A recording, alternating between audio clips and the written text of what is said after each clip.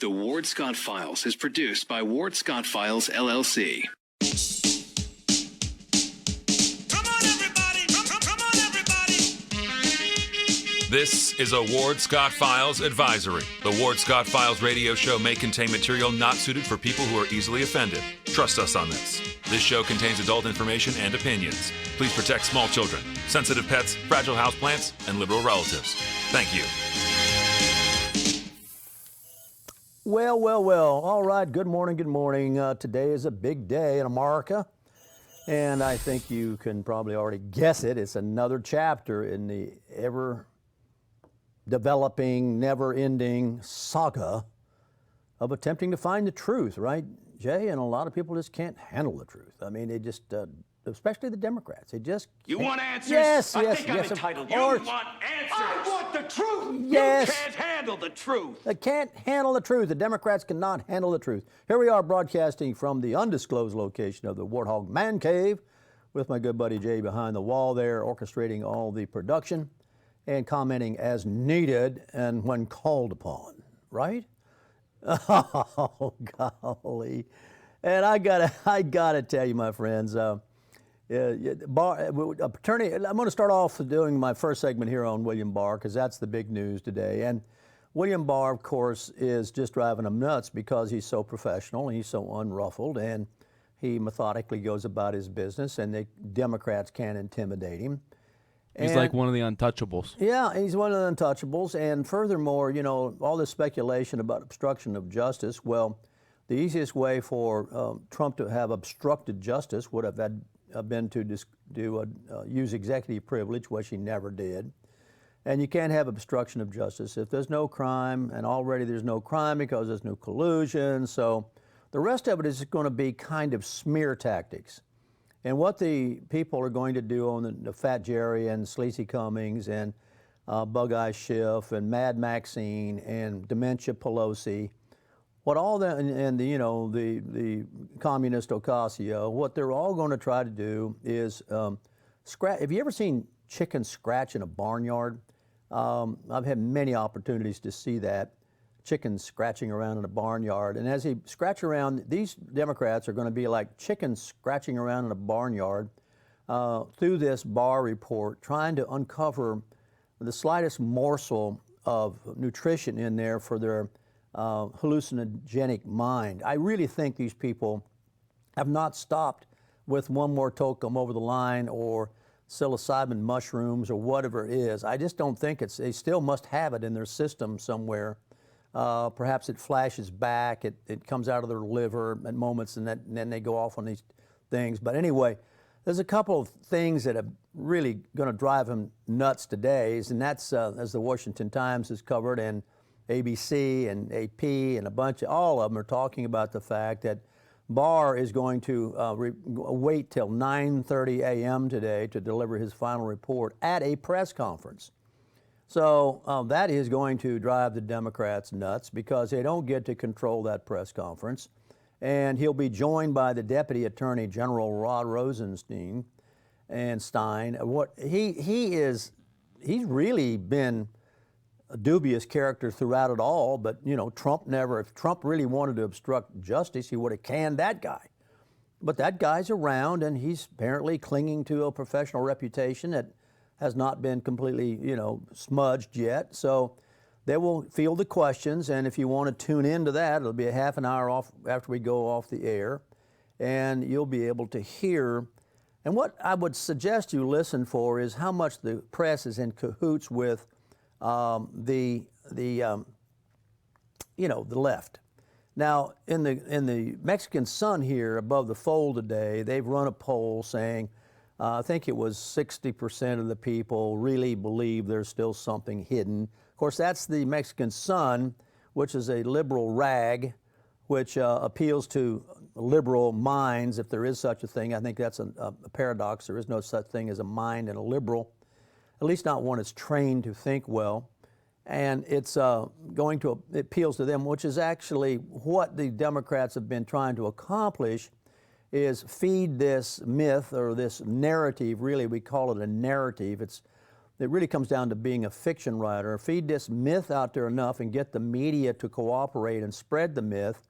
And then the whole purpose is to get the public to have this doubt and then ultimately to use it to sway the Democrats to win the presidency back. That's the whole plan.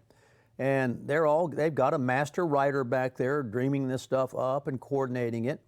And it's a real, collaborative effort by lots of people who participate in it. So today, one thing you might listen for is what type of questions do you get from the press? And are they questions designed to really feed the paranoia? And I suspect they will be. The whole thing will be to completely discount the findings of the Ghoul, which took place in 2 years and I guess billions of dollars. Nobody really knows how many billions and billions of, I guess it's millions. Who knows? Because money doesn't matter in D.C. So then after the press conference, the report's going to be delivered to Capitol Hill, according to the Times, between 11 a.m. and noon. And then it's going to be posted on the special counsel website after it's delivered to Congress.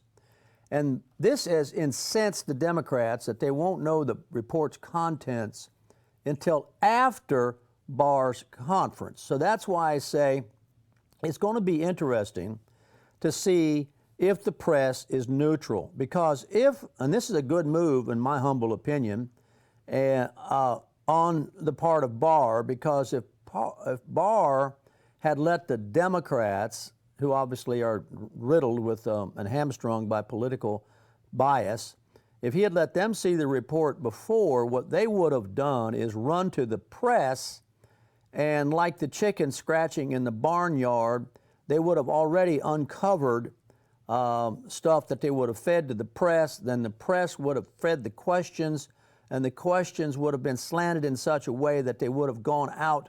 Hello, Diana Bailey. And the questions would have gone out then to the public and poisoned, as we say in the South, not poisoned, but poisoned the minds of the naive people who do manage to, every once in a while, pay attention to news in a very superficial way, but dangerously also vote.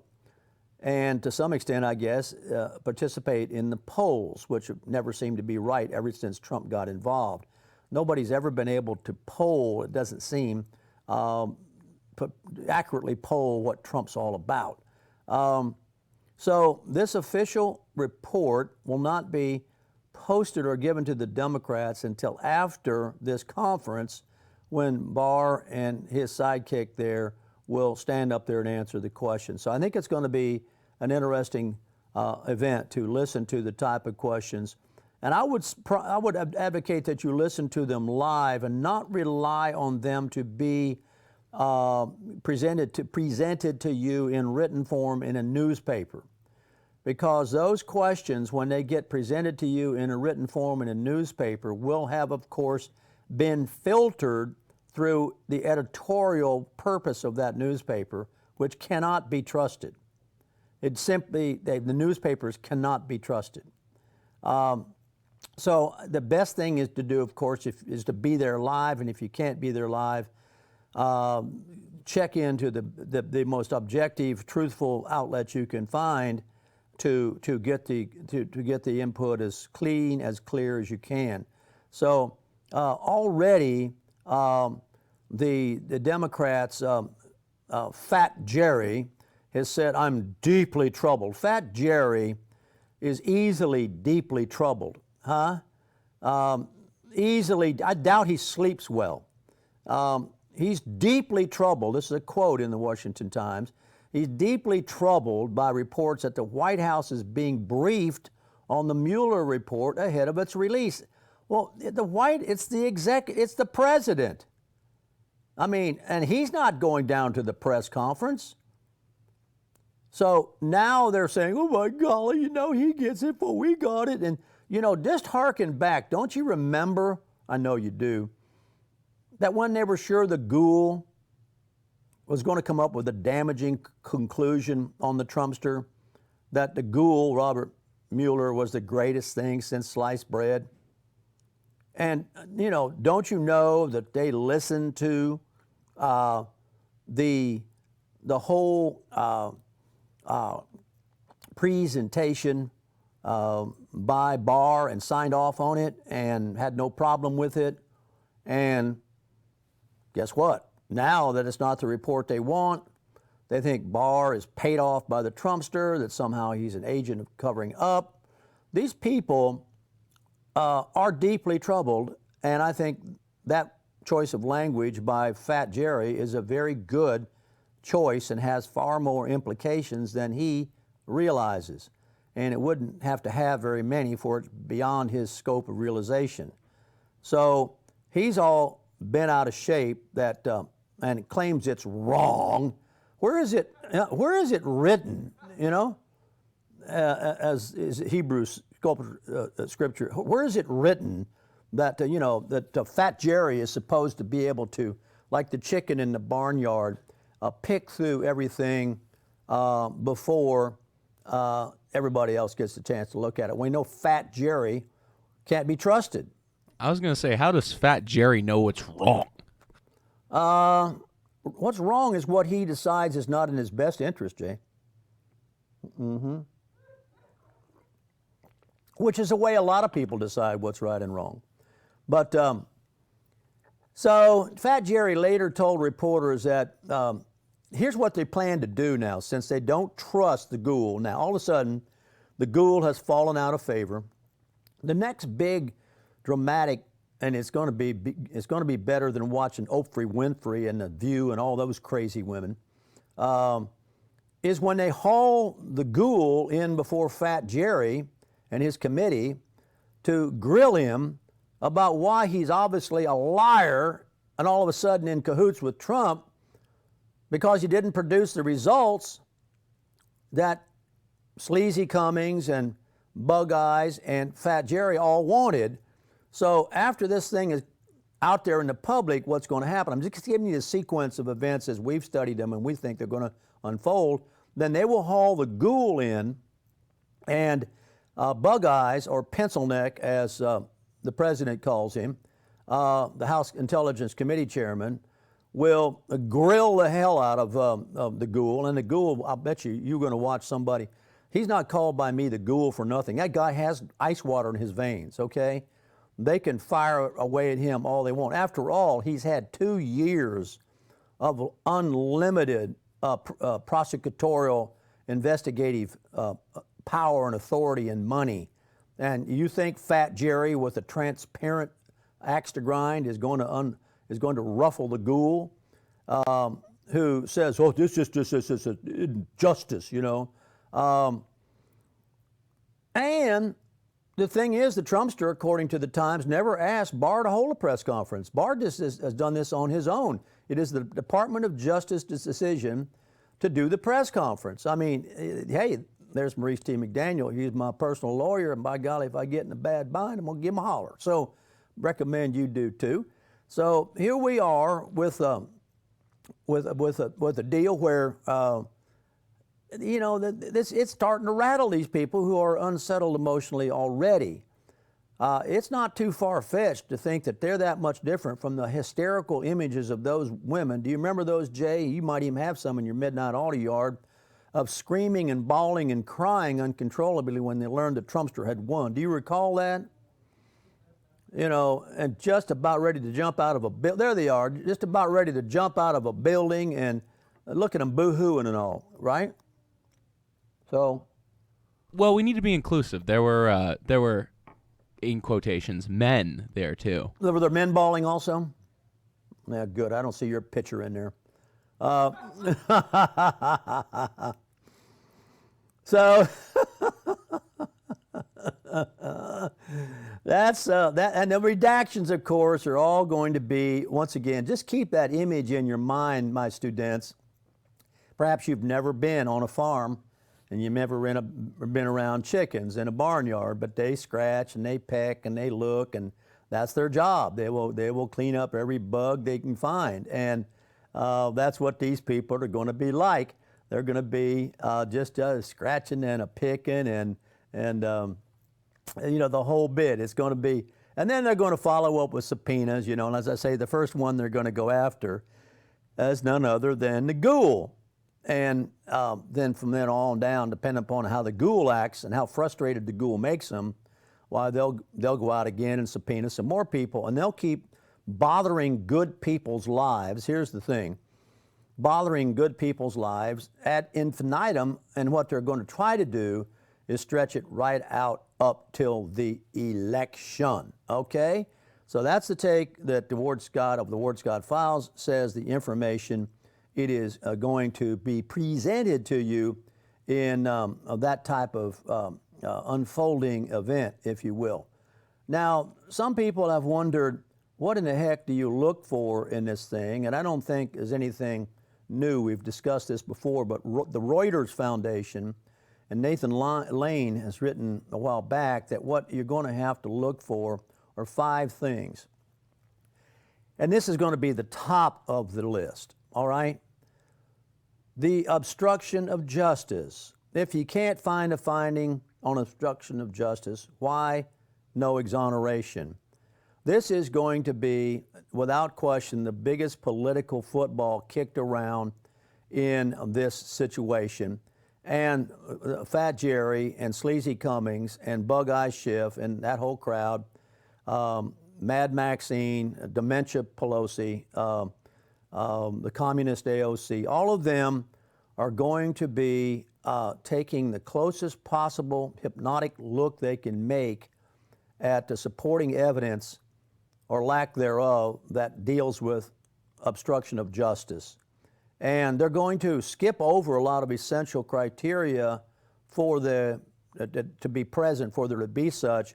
For example, they will ignore the fact that there's no crime, therefore, ergo, it follows in the syllogism there can be no obstruction.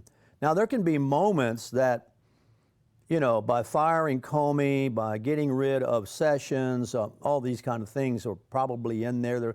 That will be something that will be chewed over or scratched over, as I say, sticking with my metaphor of the chickens, until the dirt is bare and nothing will grow in that spot in the barnyard. So the ghoul has set out evidence on both sides. Now, this is nothing unusual about criminal procedure. This stuff goes on all the time. You know, it is all about, can you win or lose your argument when you get to the justice system. It's not about justice. It's about whether you can win or lose the argument. And obviously, the ghoul doesn't think he can win the argument. There's not enough there. Now, that leaves, of course, wiggle room for Fat Jerry to come along and say, well, you missed this and you missed that. And obviously, what you missed, you've covered up. It's redacted.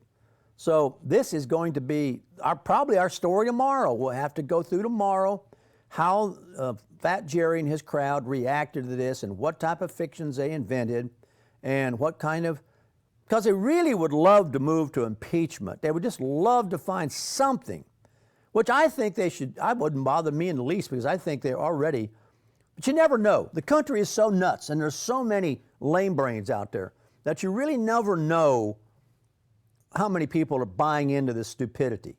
And, you know, I think this society, ironically, you know, here's the thing that's ironic about the American culture. It has more access to information than it's ever had before, and it's dumber than it's ever been before. You know, how do those two go together? And that seems to be what we have here. More information and more stupidity. And correct me if I'm wrong, and I'm stand here waiting for you all to educate me. Tell me what I'm missing. So this is going to be one of the things to look for. How about they'll maybe pour over the Manafort thing again and try to figure out what in the world was going on with that and how come that thing didn't bleed over into the Trumpster. National security concerns, they're going to argue about that, I predict. You know, this has been redacted for national security concerns. How do we know that? You know, if we can't see it, how do we know it? So therefore, we're supposed to trust you, but we can't trust you because you're in cahoots with the Trumpster, and you get that stuff all fed to the liberal media. Then the liberal media gives it to the Mexican Sun here, and the Mexican Sun puts it above the fold. And in a town here like we're in, for those of you who are listening nationwide, the paradox is we have all these intelligent people here from the university world that are about as closed-minded as you can ever find concentrated in any geographical location on Earth.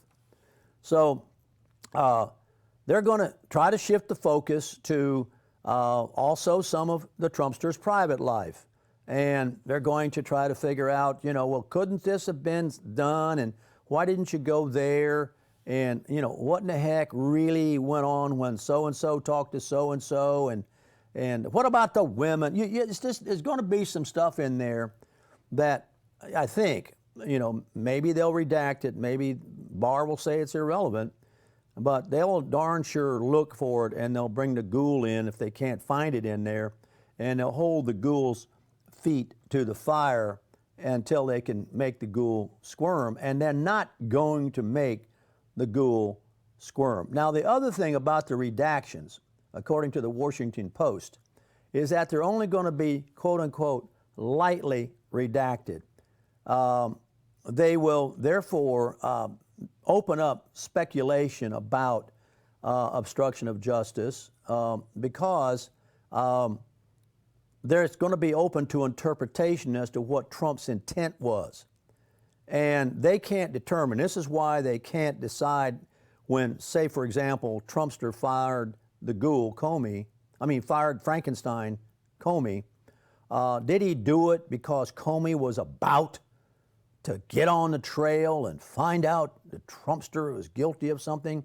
Is that why he fired him?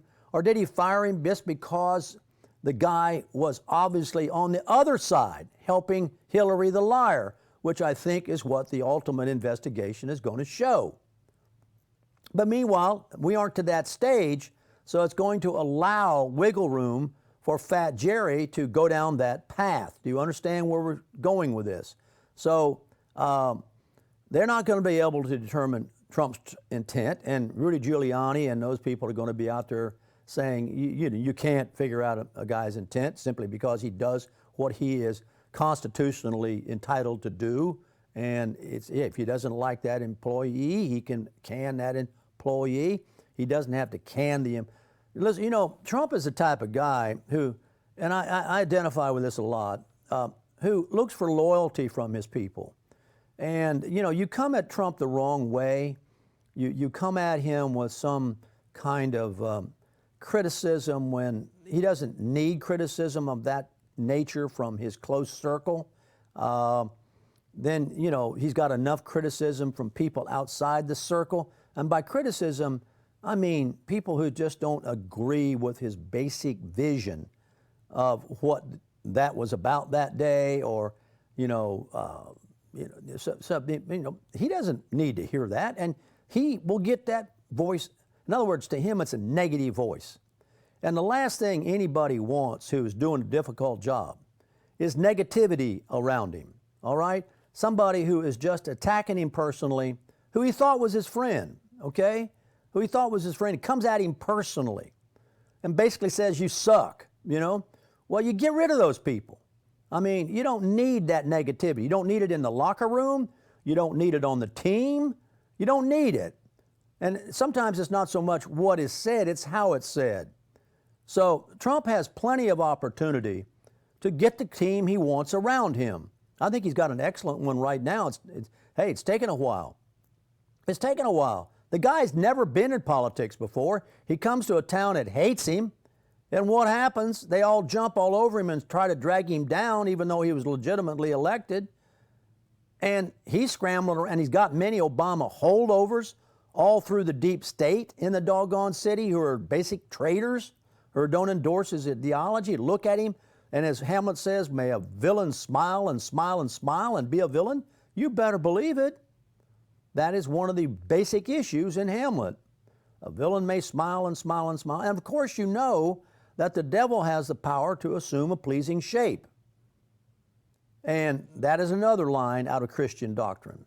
So you have to be careful, because these people can appear to be your friends, they can appear to be with you, and actually they're not. So I understand completely cleaning house when you have to, getting rid of the hangers-on that don't contribute anything, and getting a team. And this Conway stuck with listen, she stuck with him in spite of that goofy husband she's got. And, there you, and listen, this vice president is amazing. That guy is solid as a rock, So he's got some good people around him, but after a while, you try to keep looking until you get the right group around you when the whole world is attacking you, when you didn't need the job in the first place. You stepped up because you caught the... Listen, I thought about this yesterday evening, having an adult beverage. Let me suggest some things to you. How many things, I'll probably sit down and make a list of this, you can too, because I was doing it in my head, Jay. How many things does Trump stand between you and it? All right, just Trump himself, all right? You think about it. Does he stand between you and being overrun with socialism? Yes, I would say he does. He fights it every day. Does he stand between you and climate change madness that would cost you? We got a thing here that on Instagram that AOC put out. It's just absolutely hallucinogenic. Does he stand between, if Trump weren't there, do you think there'd be anybody to stand up to Mad Maxine? Or that's been the tactic of the Democrats all along, is to beat the hell out of the Republicans in his community. There are people in his community who watch this show, who love the show, and they're scared to say they watch the show. What kind of chicken is that? I mean, it's disgusting. I mean, there ain't nobody else in this community doing what I'm doing. There's not too many people in the country doing it. So we stand between some of this lunacy and common sense. I mean, we just do. And that's why I present myself as the professor, because it's a classroom to me. If you make sense to me, I'll accept it. But if you're nuts and you ask me to sink to your level, you're gone in a heartbeat. I'm not listening to you till you come back with your act together. And I expect you to do the same thing. So this whole thing of this alleged conduct, and they're going to go to everything. They're going to go to tweets. They're going to go to every whisper they can possibly go to, and they're going to try to churn this butter until, it's absolutely inedible. I mean, I don't know what else you can say. So we're covering right now, if you're just tuning in, all the impacts of Barr and his report and how the Democrats are going to respond to it, and what you can expect and what you better gird your loins for. Now, Barr has done some things that are not getting, in my humble opinion, the right type of attention. For example, he has blocked, okay, and I think this is huge, and you have to kind of look to find it among all the web aggregates. He has blocked, according to Neil Monroe, who's written about this, catch and release by migration judges, all right?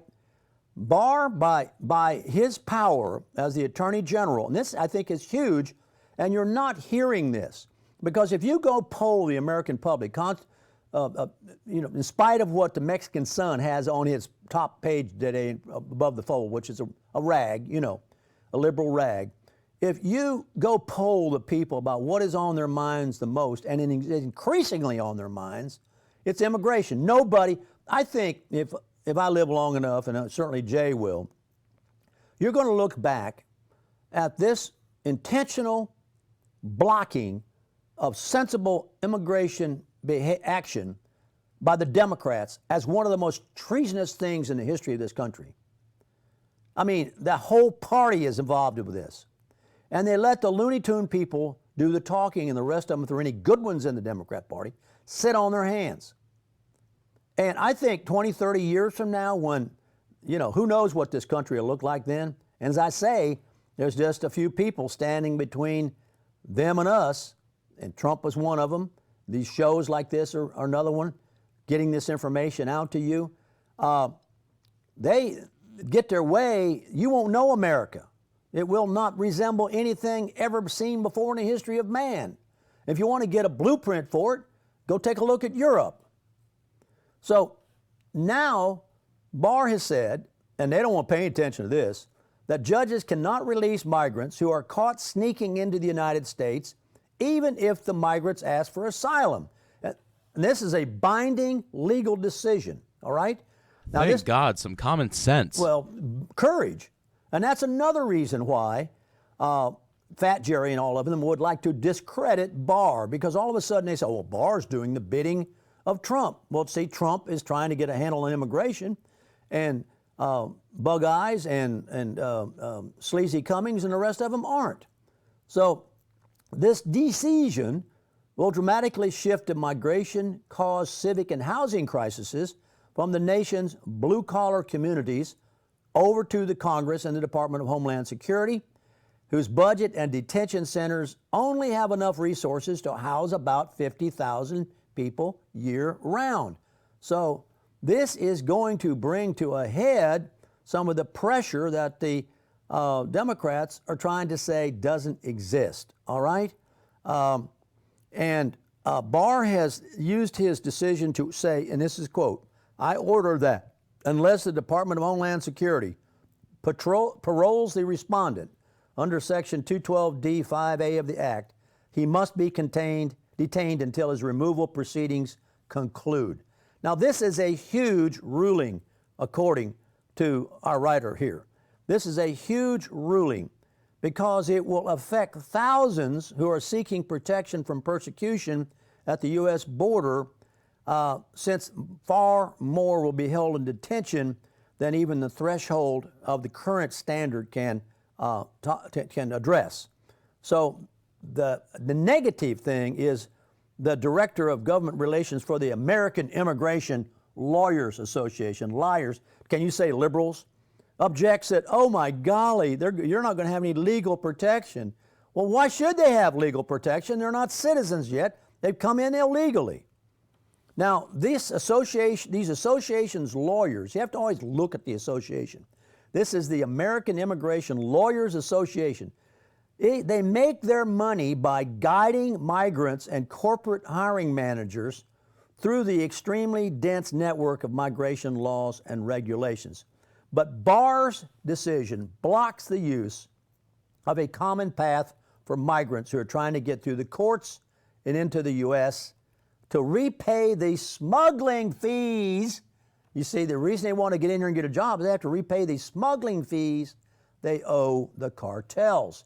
People don't begin to understand the rampaging crime at the border and how these people are being shepherded and controlled and moved along by cartels.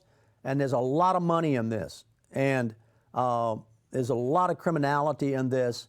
And even disheveled Bernie has finally said, you know, a little bit more towards the Trumpster, we need to do something down there. So I don't know how this is going to work out, but I can tell you that Barr has ruled this, and it's changed the nature of the game there.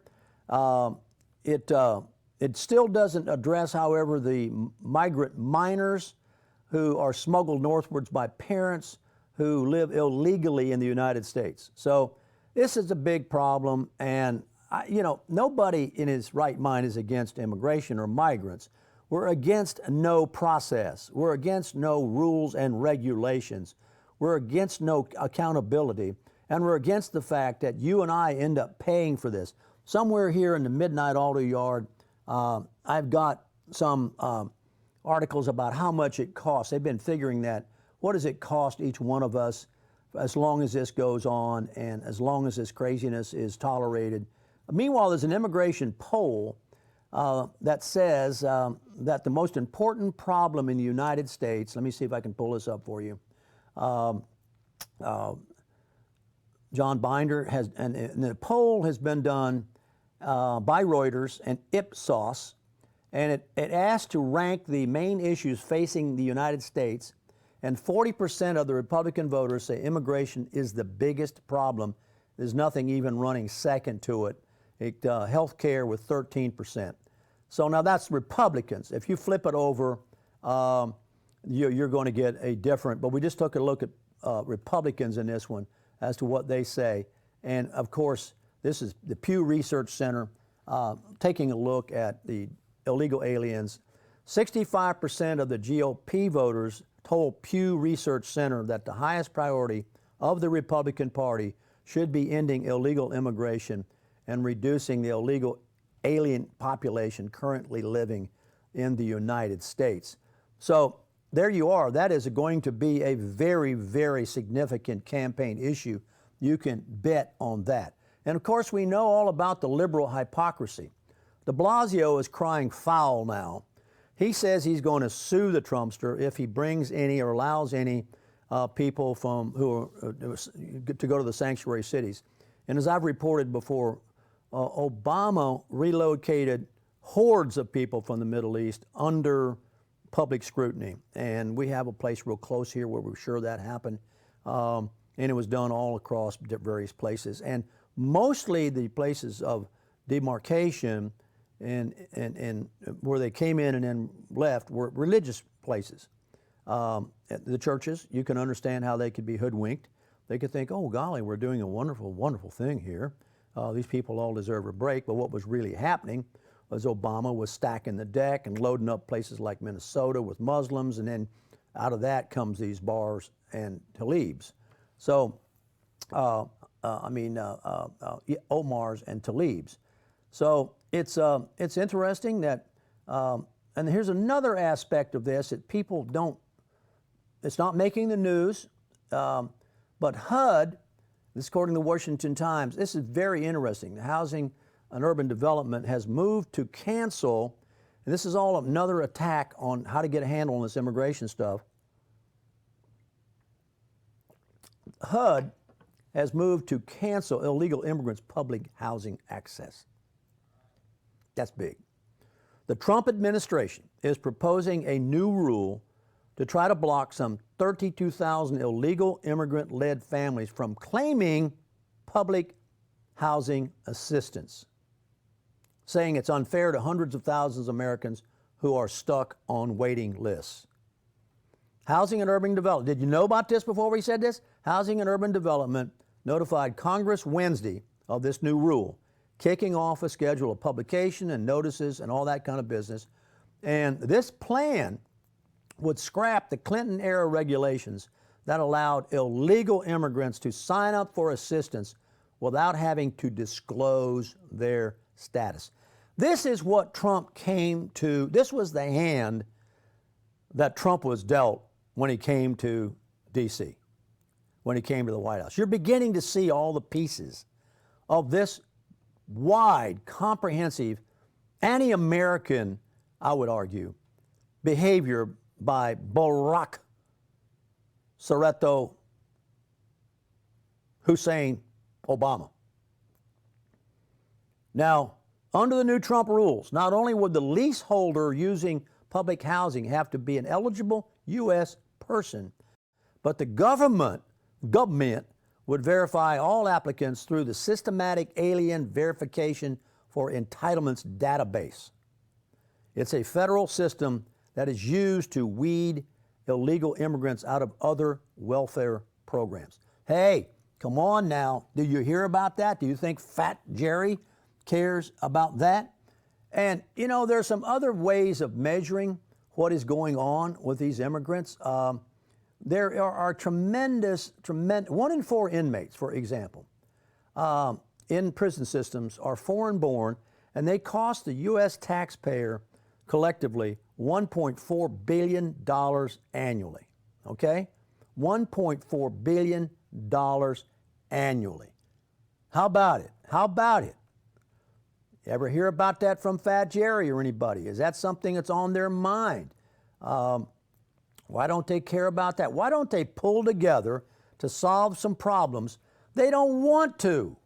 Why don't they pull together to solve some problems that Congress ought to be addressing?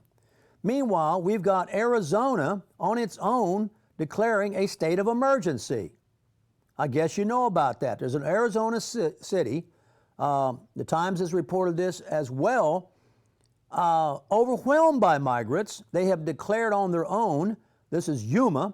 It's a city on the U.S.-Mexico border in Arizona. It has declared a state of emergency, saying it cannot handle the crush of illegal immigrants. The government is forcing to be released onto its streets. Hey, send them to de Blasio. De Blasio says, if you send them here, we're going to sue you. Even goofy Cher, who still has, no doubt, LSD flashbacks, think that doesn't work. They can't take care of their homeless and hungry now in LA. What are they going to do with all these people?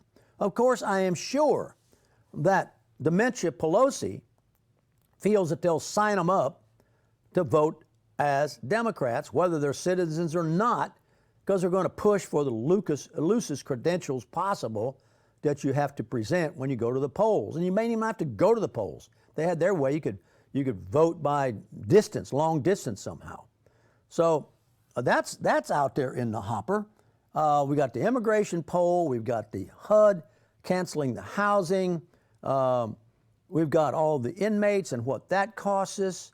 And by the way, it's already ruled that Trump has the authority to send these people around to various cities if he wants to. Now, some people are on the Democrat side are saying, oh, even Jason Riley said, oh, that was just a kind of a inflammatory remark to make. Let me tell you something about Trump. A lot of people consider what he says inflammatory, but you know what? It gets attention. It draws everybody's attention to it. When he says something like that, I'm going to send them all to your backyard. Hey, people perk up. They perk up. It works. You may not like the style, but it works. And he knows how to do it, and he does it better than anybody else has ever done it. Now, the other thing I want to help you understand that is very interesting is, and I want to say this to our national audience who's watching us on the Citizens for Trump platform. You all need to help, you need to understand something. The pivotal state in the 2020 election is the state from which I'm broadcasting. The pivotal state is Florida. Florida, many people feel, is going to be one of the very important places that decides who the president is in 2020. Now, the Democrats are doing a lot of things. They're letting Puerto Ricans in, blaming it on the storm, and so they come here and then try to give them what they need to get them to be Democrats. And there's a world of difference. And I read the article the other day. I've always suspected it was true. There's a world of difference between Puerto Rico and Cuba. Puerto Rico, having been kind of taken care of by the United States, all right? A territory, if you will, has come to believe it's entitled to a bunch of things. And if it doesn't get, and it's run, quite frankly, the culture down. Because I have very good friends who are Puerto Ricans, and they don't go there because they say the culture has declined. And it's declined, ironically, because it's a territory of the United States, and the people have come to believe that they are entitled to things, all right? Exactly the opposite from the Cuban population. The Cuban population is not a territory of the United States. So if you examine the behavior of a Puerto Rican in Florida and a Puerto Rican, and this is a generality, but the article points this out, and I'll try to run the article down. Behavior of the Puerto Rican in Florida opposed to the Cuban in Florida, you're going to find that the Cuban is a Republican, the Puerto Rican's a Democrat, the Cuban is a hard worker, self-reliant, get on with it, I can handle myself, and a Puerto Rican is used to being taken care of by the country. So my point is, all that is going to come to focus in the 2020 election. So Florida, my friends who are listening to us on Citizens for Trump, you better keep your eye. Now, the other thing I want to help you understand is the most important person right now in Florida in that whole deal is Andrew Gillum. So if you listen to other talk shows, this, that, one, and another, you are going to find nobody in this country who knows Andrew Gillum better than we do, because he's from this town, and we've known him since he was a kid in the high school here. And we know what he's like, all right? And he almost became within a whisker of being your governor. Now, let me share some things with you, therefore, that are going on right now with Andrew Gillum that you probably will not see anywhere else, and we'll share it with you here. The the ethics situation, which he is now being examined for, can we put those up on the screen, Jay? Yeah, we'll get them here in a minute. He is going, I think it's April 25th, to a hearing, okay?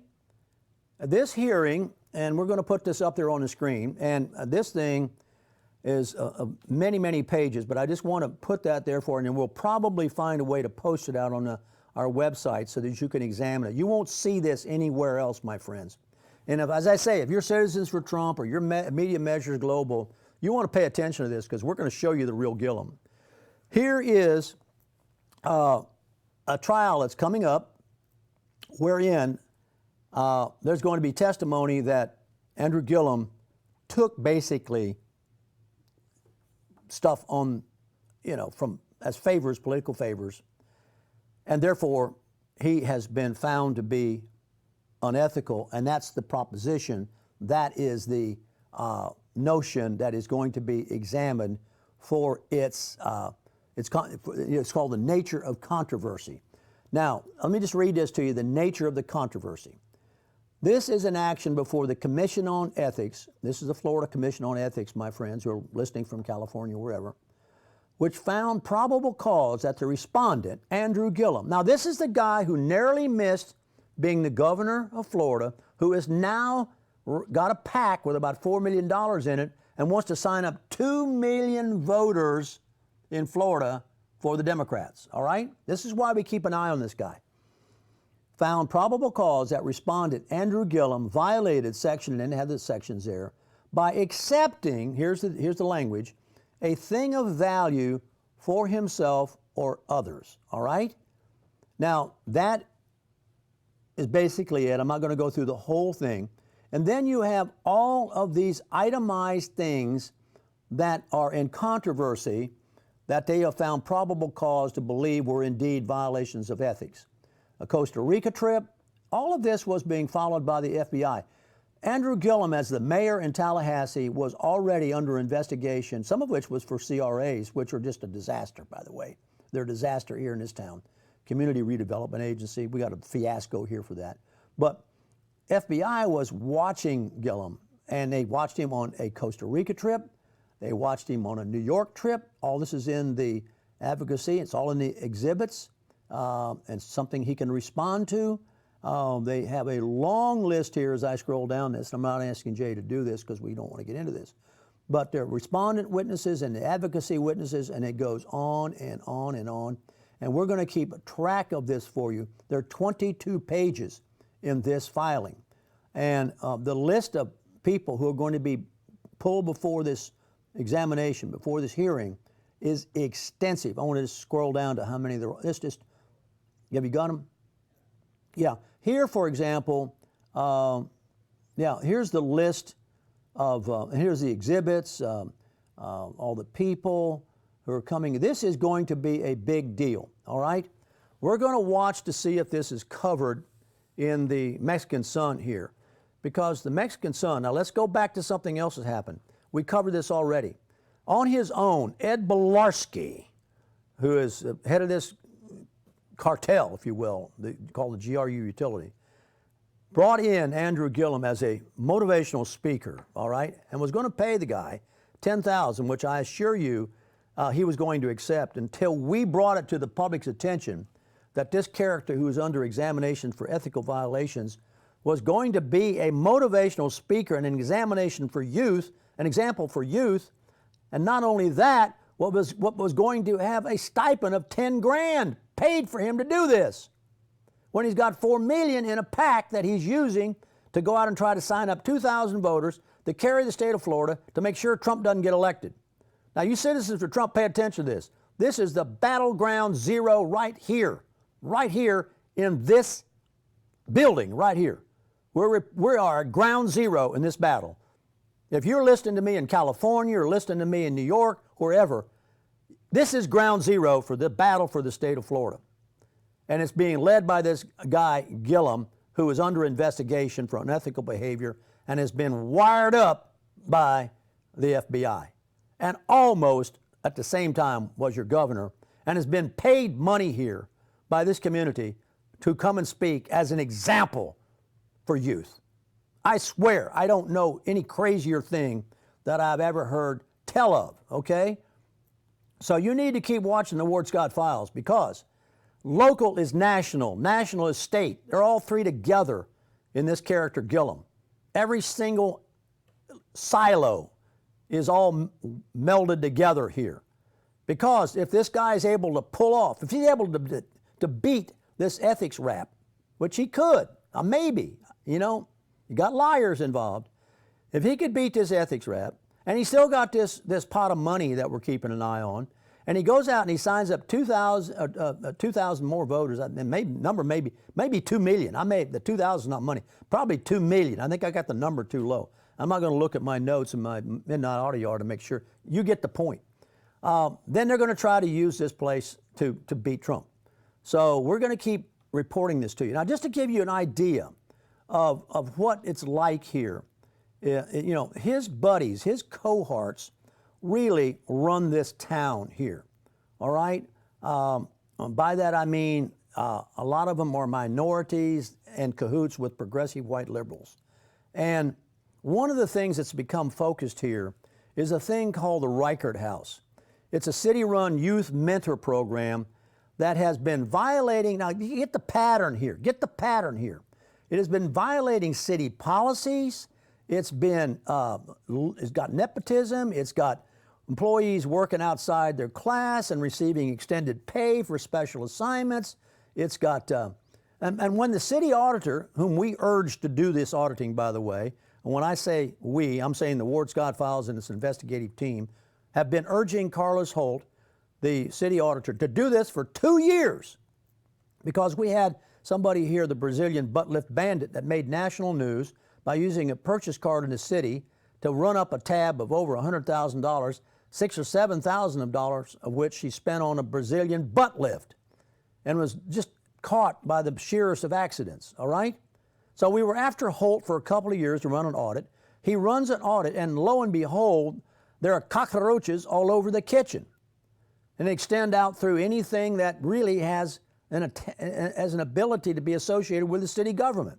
One of which is this place called the Reichert House here, if you're listening out in California, which is supposedly a place for black troubled youth, and it turns out the thing lacks physical oversight, it lacks transparency, it lacks business standards. Does this sound familiar? Lacks business standards, has poorly documented purchase documents, there's taxpayers, and this is, the taxpayers get sucked in all the time on these nonprofits, all the time. And then there's no accountability on the other end, and the taxpayers go away assuming, and there's always some bureaucrat who's actually distributing the taxpayers' money. The taxpayer himself doesn't have a clue. Once you give your money to the bureaucrat, you don't have a clue what the bureaucrat does with it. And this is really, now what have they done with Holt? Deborah Bowie, who is black, okay, do I need to say more, attacked Holt personally and said he had an axe to grind and a conflict of interest because of all things, and they did a cheap shot. The cops had been to his house to investigate a domestic dispute, and then said publicly in the paper that Holt had a wife with mental problems. To me, I'm going to tell you right now, that's a civil lawsuit. I mean, I think it probably is. You can talk about Holt, but you don't need to talk about the wife. And we'll see how that turns out. But that's the type of stuff they do here. It ain't no different from Chicago and Smollett and Fox. And it ain't no different from, this is my point I'm trying to make to you. And it's no different from Gillum, who's been run down by the FBI and accused of being unethical. It's all the same culture. Now, the doggone Reichert House is overseen by the police chief, Tony Jones, who was in on the fiasco with the hookah lounge here, which was a shooting at a rap concert, a filthy mouth rap concert, where the people running it were convicted felons and had guns, and the cops were there. The chief was black, and let the thing go on, and almost got plugged themselves, and they couldn't stop the plugging that went on out there, one guy to another. And that's been swept under the rug. So you're going, and I'll tell you something else about this record. Yours truly, asked to be on the board of directors. I thought, well, this is, I got sucked in. This has been years ago. I thought, man, this is a good cause. I mean, these kids need help. I'm a professor, I'm a coach. I could come in and help these kids. And the whole approach to the Riker House supposedly is tough love and discipline and military school. I went to military school. So I said, put me on the board. Do you think I ever heard from a single soul? They didn't want me on the board. Now, Jay says that's the first red flag. I just went on about my business, didn't pay much attention. But I can tell you, if I'd been on the board, this crap wouldn't have been going on this long. Because the first thing I do is ask some questions. And I always assume it's wrong and then prove to me it's right. I don't start from the assumption it's right and wait for it to be shown to be wrong. I start the opposite way. I start from the assumption that it's wrong. Now prove to me it's not. So this is going on in this community. What I'm trying to say to you guys who are watching nationwide, this community is ground zero for the battle for the state of Florida. Okay? And the battle for the state of Florida will have a great deal of influence on what happens in the battle for the nation. And these characters are all coming out. This is the most liberal county in the state of Florida, maybe even more so than Martin County. Right, Jay? The most liberal wackadoo county in the state of Florida. It's all the students here. Well, it's the professors. They are iconoclastic. They really are arrogant, and they look down their nose at people. They don't have a clue which end of the cow you milk, and I call them hothouse plants. They're raised artificially in incubators, and they go get books, and they promote each other, and they sign off on each other's manuscripts, and they say each other's great. Try to break into that crowd. It's amazing that I was ever in it because I never fit in it. And it's just amazing when I look back on it. How in the world, and a lot of people ask me that, how in the hell did you survive being around those people? Well, it wasn't easy. It wasn't easy, I can tell you that. I had a lot of brawls with them. So a lot of people don't want to make a scene, so they don't get involved, and they say, the heck with it, let Joe next door do it, But I wanted you to know that, if you're listening nationwide, and we got a lot of people listening to us nationwide, and your local guys who are listening, you can't see them because they're out on another platform. You're watching on a local platform. They're out on another platform. There's a couple other platforms we're on. I want you to understand that we are ground zero in the battle for Trump.